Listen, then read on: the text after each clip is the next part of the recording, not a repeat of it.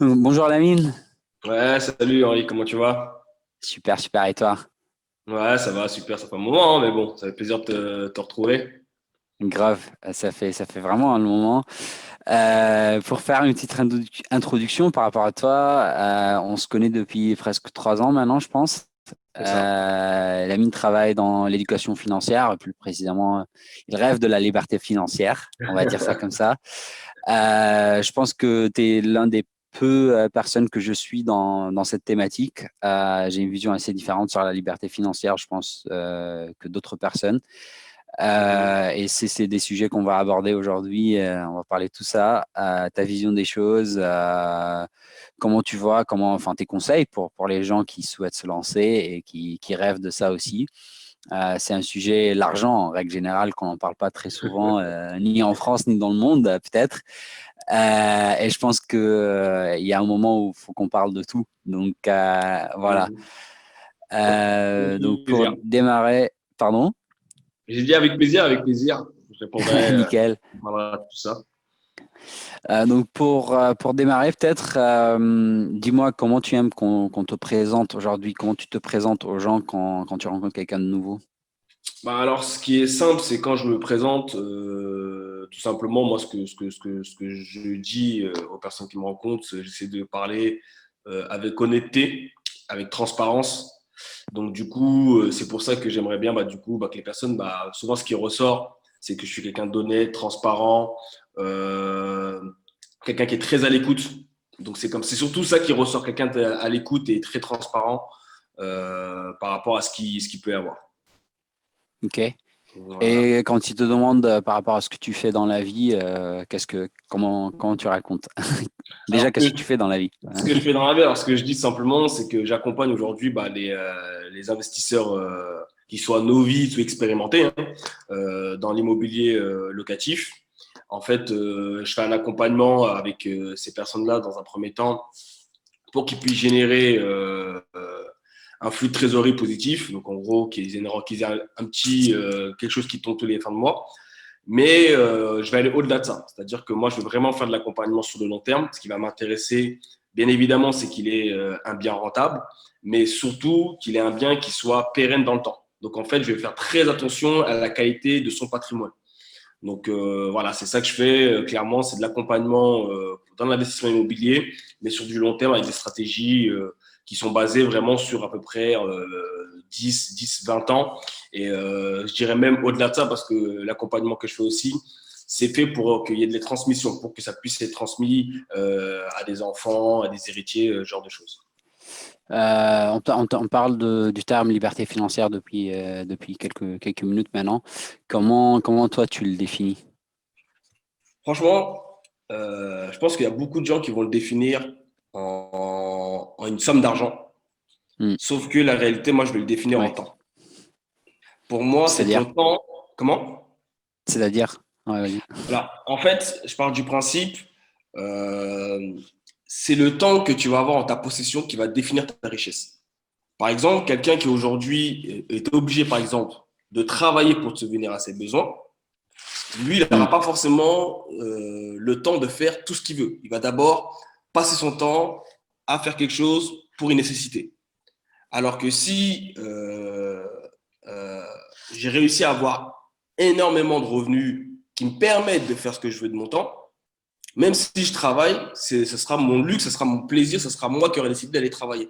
Ça ne sera pas imposé. Alors, ce que je veux dire, c'est que alors surtout pas tomber de dire, tous ceux qui travaillent, ce sont des gens, du coup, ils sont pas riches. Non, hmm. parce qu'il y a des personnes qui vont travailler dans leur entreprise, ils vont gagner un salaire qu'eux vont estimer être correct, mais par contre, ils vont estimer la liberté financière va être pour eux avoir le temps de pouvoir éduquer leur enfant, avoir du temps de pouvoir prendre soin de leur famille.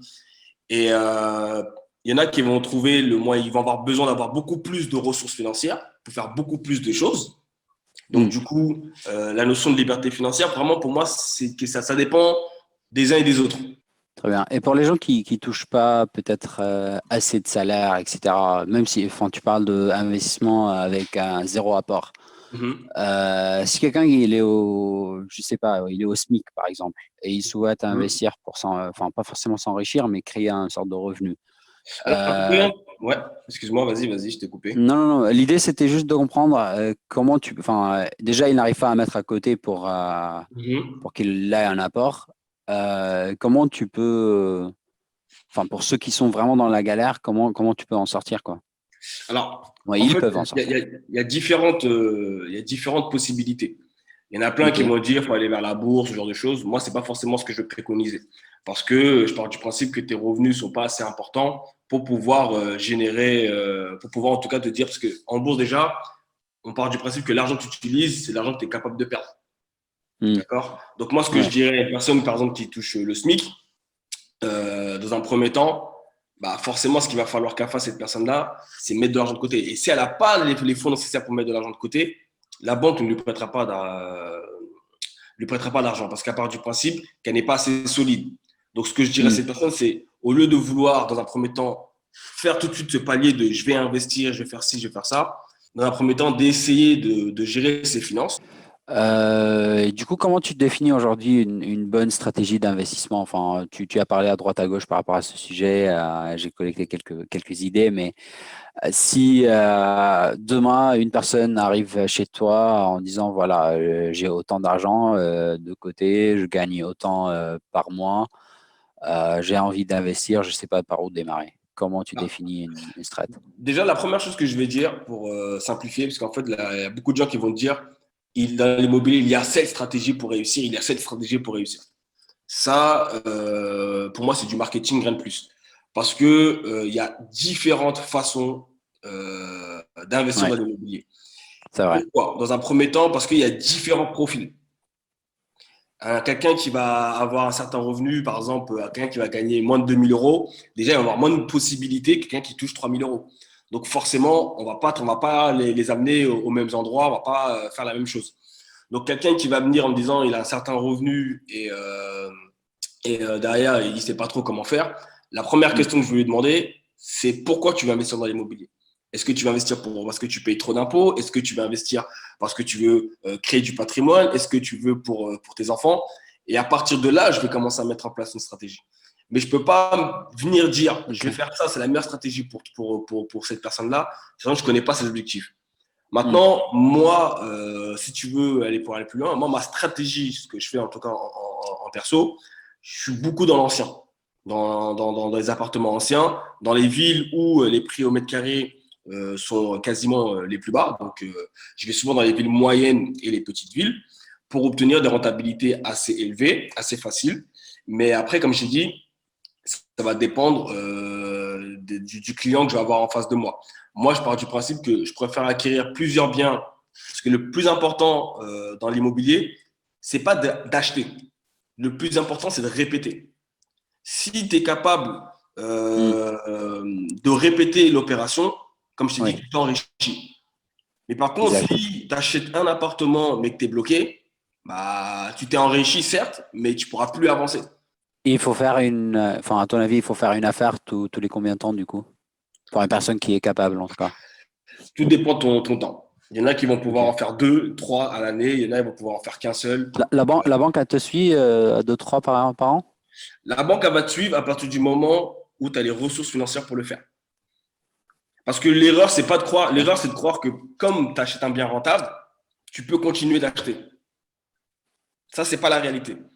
La réalité, c'est en fonction de ton taux d'endettement, d'accord? Donc, ta capacité entre ce que tu achètes et les charges que tu vas avoir et ton reste à vivre, ce que tu es capable Hmm. d'avoir tous les fins de mois, qui va Ouais. te permettre de continuer à avancer. Donc, si ton reste à vivre, malgré le fait que tu achètes, il va se réduire avec les charges, bah là, la banque va dire au bout d'un moment, bah, ton taux d'endettement est trop élevé, Ouais. pardon. Bah, du coup, on va pas pouvoir t'accompagner. Tu investis rarement sur Paris, du coup. Vraiment. En fait, Paris, tout simplement parce que c'est trop cher, je trouve. En termes de Ok. rentabilité, c'est très très cher. Par contre, j'ai des clients qui peuvent venir me vendre en nous disant que Paris, c'est intéressant. Paris, c'est une ville intéressante si on veut faire du patrimonial. Donc, si on veut dire, Ouais. bah, le but, c'est pas de gagner de l'argent tout de suite, mais plus tard, Hmm. Paris, c'est une ville où tu peux recommander, mais le ticket d'entrée Ok. est beaucoup plus élevé. si tu fais une opération à 110%, donc en gros, tu ne mets pas d'argent. Ouais. Je te dirais même si tu mets 10 000 euros, d'accord, dans ton projet. On va dire ton appartement, tu l'as acheté 160 000 euros, par exemple, d'accord, que tu le revends au bout de 7 ans à perte. Tu auras déjà remboursé une partie, on est d'accord. On va dire par exemple qu'au bout sur un crédit de 20 ans, tu as remboursé 10 ans. Vraiment, je simplifie les chiffres, hein. Donc, tu as remboursé Entendu. 10 ans, donc tu as remboursé 30 000 euros. Il te reste 30 000 euros à rembourser. Tu le revends à 50 000. Tu es bien d'accord avec moi que même si avec ce que tu as gagné, mais si tu rembourses, il va te rester, toi, 30 000. Par exemple, si tu le revends, je vais dire 50 000, tu vas redonner à la banque 30 000 euros. On est d'accord. Oui. Oui. Il va te rester 20 000 euros. Entendu. Oui. Tu as compris. À la base, tu as mis 10 000 euros dedans. Tu gagnes 10 000 euros de plus. Donc, même si tu as fait une mauvaise affaire, Ouais. tu as gagné de l'argent parce que tu as utilisé l'effet de levier de la banque. C'est quoi le livre qui t'a marqué le plus? Il y en a deux. Magnifique. Le premier, ça a été Réfléchissez et devenez riche. Parce Ouais. que là, tu commences à comprendre. Réfléchir. Voilà, Ouais. tu réfléchis, l'argent, tu te dis, ah d'accord, ok, que en fait, c'est tes croyances qui te limitent, mais que si elles te limitent, bah, que si tu arrives à inverser la tendance, bah, du coup, tu peux faire des choses. Hmm. Et il y a Comment se faire des amis. Le livre Comment se faire Ouais. des amis, qui est pour moi juste incroyable parce que bizarrement, tu penses que pour se faire des amis, il faut Dale parler. Carnegie. Il faut Ouais. parler. Mais en fait, non, ce qu'il faut, c'est écouter. Écoutez. Ouais. Écouter. Et on se rend compte que écouter, en réalité, c'est très, très dur. C'est très, très dur Grave. d'écouter. Mais franchement, c'est ces deux livres-là qui m'ont permis, en tout cas, vraiment, au niveau développement personnel, c'est les deux livres qui m'ont vraiment apporté. Ok. C'est quoi tes futurs projets aujourd'hui? Futur projet, actuellement, bah, c'est simple, hein, c'est que là, je travaille sur un nouveau concept d'accompagnement, d'accord, que j'essaie de. C'est-à-dire, Pour tu peux l'instant, je me ne peux dire pas dire en les plus. détails? Voilà. Ok, Et en ok, fait, ok, c'est ça marche. vraiment faire un accompagnement. Bon, je vais dire un peu, mais c'est faire un accompagnement où le client va vraiment avoir beaucoup de spécialistes autour de lui. Pas que moi forcément, il va avoir peut-être par exemple des juristes Hmm. pour pouvoir l'aider au niveau de son, comment on appelle ça, de son compromis. Voilà, il y a vraiment autour de lui une équipe de professionnels, des gens qui sont experts dans ce domaine-là, pour vraiment optimiser tous les éléments, tous les points du projet, du client. Après, moi, sur le point de vue perso, bah, là, mon but, ça va être de pouvoir investir également dans l'immobilier. Là, je suis en train de chercher un projet pour pouvoir voir, pour pouvoir finaliser et pouvoir après attaquer autre chose. Et bah, le problème, c'est que j'ai un projet, mais là, c'est un peu compliqué avec le Covid, c'était de mettre en place un séminaire. Ok, cool. Voilà, Ouais. un séminaire. Donc, là, la dernière fois, j'ai fait une webconférence pour pouvoir échanger avec les personnes qui sont intéressées par l'immobilier. Donc, il y a des événements prévus. Il y a Ok, le séminaire, mais il y a magnifique. autre chose aussi de prévu. Pour l'instant, ça, c'est une surprise aussi. Très bien. D'ailleurs, comment les gens peuvent suivre ton activité du coup? Alors, c'est simple, il y a mon compte LinkedIn, hein, que j'ai où ils peuvent avoir quelques informations déjà à propos par rapport à moi. Il y a mon site internet, l'éducationfinancière.fr, là où vraiment je parle un peu bah, de ce que je fais, de qui je suis, ce qu'on propose comme service. Il y a aussi un blog pour les personnes qui veulent en savoir un peu plus sur l'immobilier. Ensuite, il y a mon compte Instagram où là, je suis pas mal actif, je donne pas mal d'informations aussi dessus. Hmm. Donc voilà, c'est essentiellement LinkedIn, euh, Instagram où vraiment je suis présent, où je te partage pas mal d'informations. Tu fais YouTube aussi ou t'as arrêté? Alors je fais YouTube, mais actuellement j'ai pas mis à jour. Du moins, Ok. j'ai pas mis à jour. Il y a des vidéos qui sont là, mais pour l'instant c'est pas la plateforme que j'utilise le plus. Donc aujourd'hui, Hmm. on va dire, Ok. je vais y venir très prochainement. Je vais y venir, ça fait Ok. partie des projets aussi. Mais pour l'instant, je me concentre beaucoup plus parce qu'en fait, le problème, c'est que avec l'accompagnement, que ce soit en formation en ligne ou en présentiel, ça demande beaucoup de temps. 2 ans de temps. Du Ouais. coup, je préfère me concentrer sur ce genre de choses, sur mes clients, sur l'accompagnement, pour me garantir un vrai service que de être un peu partout pour être visible et de réduire la qualité du service. Parce que pour moi, vraiment, le plus important dans ce que je fais, c'est vraiment le service que je donne. Ça, Ok. c'est quelque chose, pour moi, c'est indéniable. C'est la marque de ce que je fais. C'est vraiment apporter tout ce que je peux, mais surtout de jamais négliger ou de dire, bah, c'est pas grave, je vais d'abord mettre ça en priorité. La priorité, c'est d'abord mes clients et après le reste, on voit. Ok. Très bien. Du coup, je te laisse le mot de la fin. Ce que tu as envie de dire. Mot de la fin, bah, ce que je vais dire simplement, bah, c'est toutes les personnes qui veulent investir dans l'immobilier ou en tout cas investir ou devenir riche ou libre financièrement. C'est peu importe ce qu'on va vous dire, peu importe ce que vous croyez à l'instant T. Ce qui va être important, ça va être de vous instruire. Parce que plus vous allez vous instruire, plus vous allez comprendre que les choses sont réalisables. Et quand vous allez avoir ce déclic et vous allez comprendre que les choses sont réalisables, c'est là que vous allez mettre des actions en place et vous allez avoir des résultats. Et le dernier mot, ça sera patience. Parce que souvent, on veut tout de suite passer de, je vais dire une bêtise, hein, mais passer du lit superposé à la Ferrari. Hein, mais sauf que la réalité, entre le lit superposé et la Ferrari, il y a énormément de parcours Ouais, à effectuer. Donc, soyez patient, faites les choses en temps et en heure et vous allez obtenir un résultat. Donc, voilà. magnifique. Très bien. Merci beaucoup, Lamine. Merci à toi, Ouais. Henri. C'était avec un plaisir. En tout cas, merci beaucoup de m'avoir proposé cette interview. Et franchement, bah, au plaisir de te revoir. Hein.